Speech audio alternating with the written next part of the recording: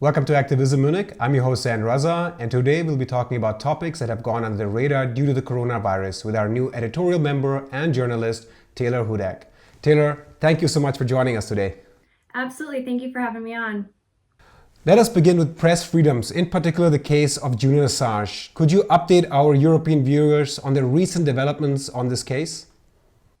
Yeah, absolutely. So just last Wednesday on March 25th, there was a bail hearing that took place at Westminster Magistrates Court, and Julian Assange's attorneys wanted to get him on bail because, of course, the coronavirus is spreading rapidly, and those who are in prison systems are at an increased risk of contracting the virus. Unfortunately, Judge Vanessa Baratzer did deny this request. Now, of course, this did not come without quite a bit of controversy. So just to kind of go through her reasoning for denying this bail request, she claimed that this global pandemic was not sufficient to grant him bail. She also said that it is the government's responsibility to protect prisoners, and that she has no reason to doubt that Public Health England will ensure that the government does protect prisoners. She also went on to argue that Assange is a flight risk and has a history of absconding, and I will touch more on that and why that is really a mischaracterization. And his attorneys also even offered for him to be put on some sort of house arrest, and that too was denied. Now, the defense did argue that his poor health puts him at a greater risk for contracting the virus. However, he is not technically in a risk group, but that could change day to day. Who knows if he will be in that risk group eventually, but at the time of the hearing, he was not. And just to kind of outline some of his health conditions that were cited in court, this was evidence presented by the defense. Assange has a history of respiratory tract infections, and he has premature osteoporosis. He's been isolated for almost 8 years, and this current lockdown is only going to increase his depression that he has. Another argument, in addition to his health, that was made in court is that violent terrorists have been granted bail, and the courts have seemed to be able to have measures for them to ensure that they do not reoffend while they are out on bail. Now, to kind of go through the U.S. government's claims, and the U.S. government was represented by Claire Dobbin, and she argued that the Bail Act of 1976, leaves it up to the Ministry of Justice and not the courts or any judge to preemptively grant someone bail. And again, she goes back to this other point that Assange has a history of absconding. However, that is really a false, and it's a misrepresentation. It's a false claim. And that is because at that time, back in 2012, he was seeking asylum in Ecuador's London embassy. And the reason why he was doing that was because he was fearful that being extradited to Sweden would absolutely lead him to be extradited to the United States, because Sweden has a history of being very willing to extradite people from Sweden to the US. So he was very fearful of that. And then his attorney actually rebutted this argument and said, well, right now, those conditions are not the same. He does not have this fear of going to Sweden. Therefore, he said it was not really relevant to be bringing up this past incident. And also the US claimed that his health is irrelevant to his bail. Now, some problems that arise from Assange being in prison while this pandemic is ongoing is mainly it harms and hinders his ability to prepare his legal defense. He already had difficulties speaking with his attorneys and working on his case. This makes it even more difficult because they cannot meet with him. And then also, in addition to that, the prison conditions, like I mentioned earlier, just create an environment for this virus to be spread much more rapidly. And of course, the prisons are not equipped to really handle this situation. And these inmates are in very close quarters with one another. So that has been the main concerns from this bail. But we do know that Assange's attorney, Edward Fitzgerald, says that he is likely to appeal this decision. It's kind of contradicting if you look at that the Prime Minister himself has been infected with the coronavirus and the British government somehow can assure the safety of prisoners. If you look at other countries like Iran, for example, Supreme Leader Khamenei has pardoned 10,000 prisoners, including political prisoners, due to the fact that it could be a threat to the entire system. However, the British government has been very adamant of doing this for Julian Assange. But let me switch to some positive news. Chelsea Manning, the whistleblower who provided the leaks, the data to Wikileaks back in 2010, was ordered to be released by a federal judge. How did this all transpire, and what is the latest on Chelsea? Yes, you're correct. And this has been some really uplifting news. And I think it came as a surprise to many supporters. So Judge Anthony Tranga a few weeks back ordered for the release of Chelsea Manning from prison. Now, this also came at a similar time that the grand jury investigation into Wikileaks was dropped. And this happened pretty much immediately after the first part of the extradition hearing concluded. However, Chelsea Manning was up to $256,000 in fines. Her supporters were able to create a GoFundMe, and she was able to surpass that amount of money. So she was able to pay off those fines and then also use that money to kind of get her life back on track. And so she could get back to her speaking at public events and just get back to a normal life, because she has spent the majority of her adult life in prison. So some good news with that. While we're talking about whistleblowers and investigative journalism and war crimes, one of the topics or issues that I found that did not make it to the German media, for example, was a video released, a horrendous video, let me put it that way, that is from 2012, released on the 16th of March, which showed the execution of an unarmed Afghan civilian by an Australian Special Air Service soldier. Four Corners released this video. It is an investigative Australian program, and it shows how the soldier shoots an unarmed Afghan civilian 3 times in the head and chest. And they also interviewed his father, and he said that I had to bury my son later. The victim, his name is Mohammed, and he had 2 daughters. To put this into context, it goes to show how our allies and our government, the German government and the US government, are complicit in war crimes. And I think this will continue to be the case until we put the real criminals behind justice. So what is your take upon how important the case of Assange is to the overall picture? Well, it's extremely important, and this has been discussed many times with the Assange case and that entire situation, is the fact that this has repercussions for not only journalists, but also citizens and people all over the world, because it impedes on the public's right to know. And journalism will be fundamentally different if Assange is extradited, tried, and convicted in the United States. So it's extremely important that this does not happen. And I think that we need to ensure that he is not extradited to the US, because the chances of him receiving a fair trial in the Eastern District Court of Virginia is quite low, to the point where that specific court, I believe, has a 100% conviction rate. And it's known as the espionage court. And he would not receive a fair trial by any means. Taylor, let's take a pause here, and so we can take a small break. Guys, check out this commercial.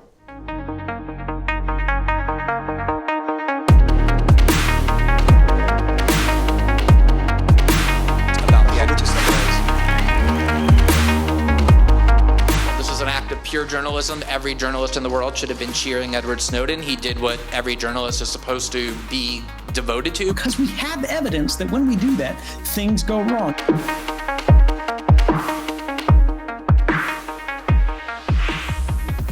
Welcome back. We're having a discussion about topics that have gone under the radar due to the coronavirus. And now we're going to switch to another topic. Taylor, let's talk about Tulsi Gabbard. There is not much coverage on Tulsi Gabbard. It is similar to the case of Jill Stein. She was not much covered here in Germany during 2016, and we noticed the same thing happening with Tulsi Gabbard. She recently endorsed presidential candidate Joe Biden. Could you talk about who Tulsi Gabbard is, and then talk about the significance of this endorsement? Yes, so Tulsi Gabbard is an establishment Democratic candidate. she is no longer running for office. She did drop out of the race and did endorse Joe Biden. But for some history on Tulsi Gabbard, she was really a challenge to the Democratic establishment. She was the anti-war candidate. She had a very progressive foreign policy, I would say, compared to her opponents, where she was really calling for the end of regime change wars and to just end these endless wars throughout the world. And people really, really admired her for that. And she had a history of really challenging authorities. Back in 2016, when she was VP of the DNC, she actually stepped down to support Bernie Sanders. And that was really a brave move on her part, because she was a rising star of the Democratic Party. So she was really uplifted as this person who was a progressive hero almost, who really was going to implement some policies that people were in favor of and really change U.S. foreign policy. Now, for some additional information on her, quickly, she also raised awareness during her campaign about the potential threat of a nuclear war between China, Russia, and the United States. Around this time as well, I believe, Hillary Clinton, a former presidential candidate, Hillary Clinton, referred to Gabbard as a Russian asset. This is a U.S. soldier, okay? So she referred to her as a Russian asset, and Tulsi Gabbard went back at her and said, you are the queen of warmongers. So she was somebody, just to put into perspective here, she was someone who was seemed fearless, really. Now, her supporting Joe Biden then comes as a huge surprise, okay? Because Joe Biden shares very little in common with Tulsi Gabbard. She shares much more in common with Bernie Sanders, and she did not throw her support behind Bernie Sanders, and they were also at one time pretty good friends, I believe.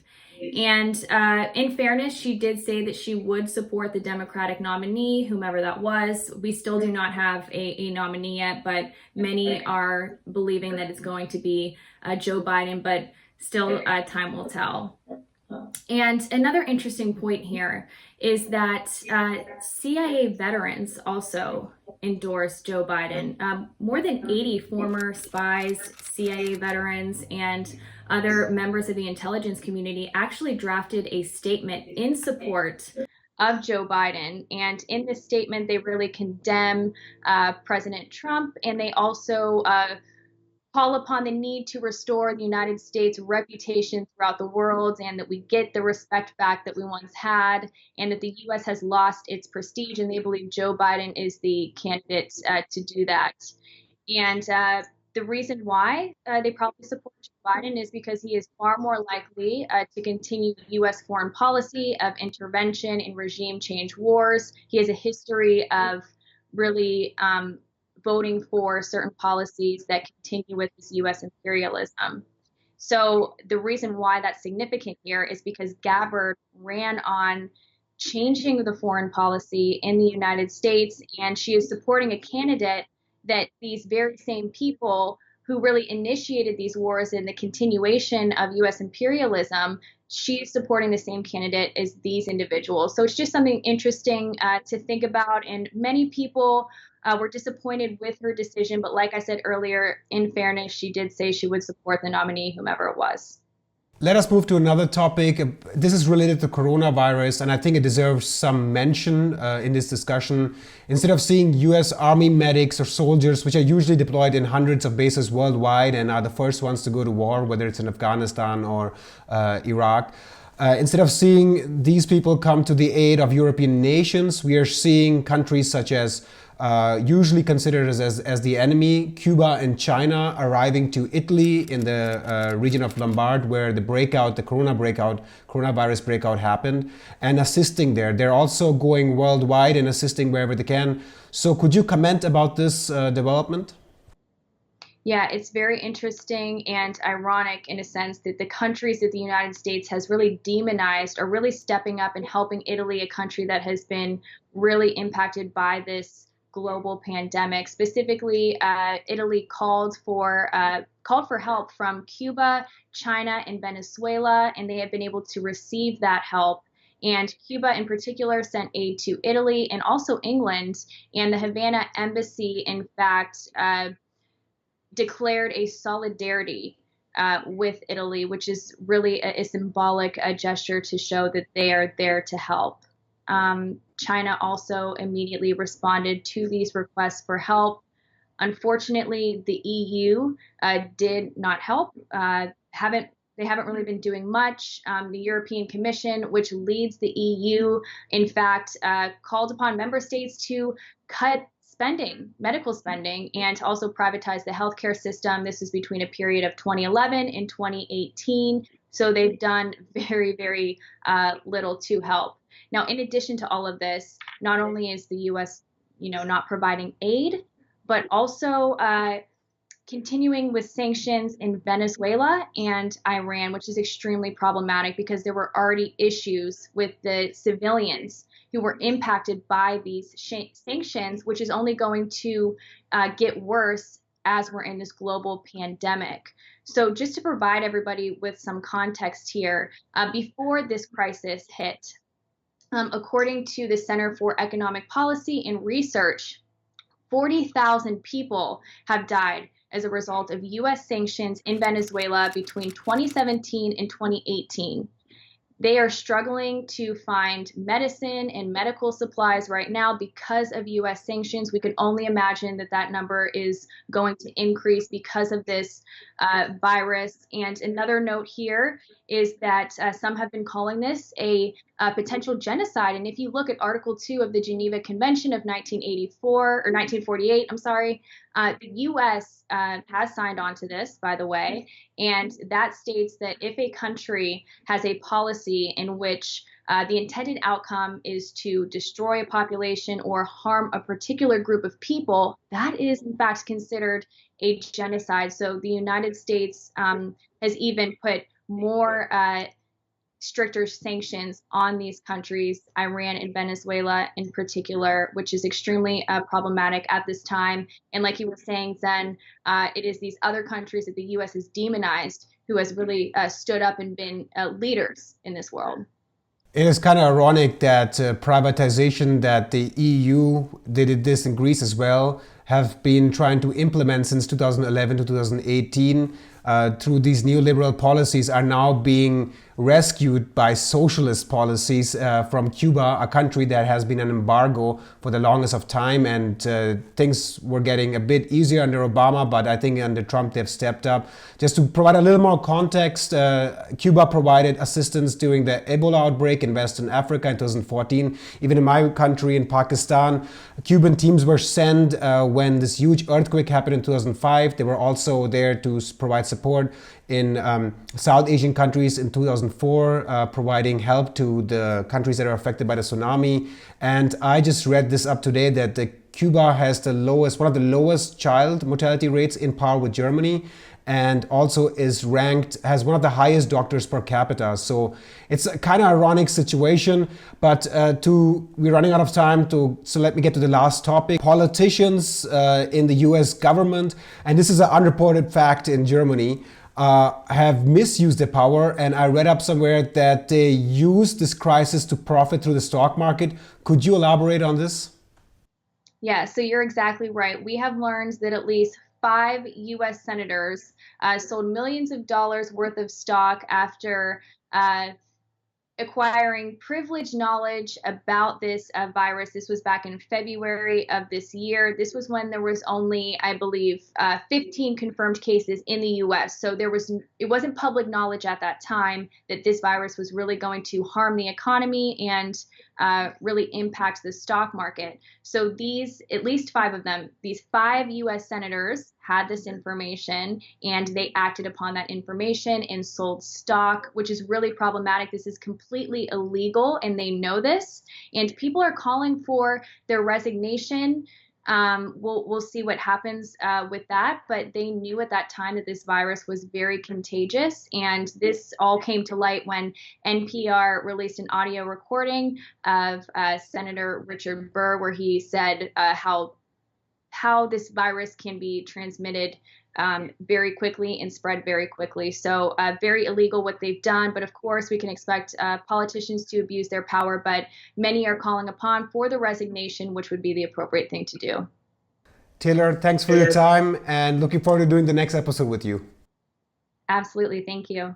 And thank you guys for tuning in today. Don't forget to subscribe to our YouTube channel by clicking on the bell below and to donate so we can continue to produce independent and nonprofit news and analysis. I'm your host, Zain Raza. See you guys next time.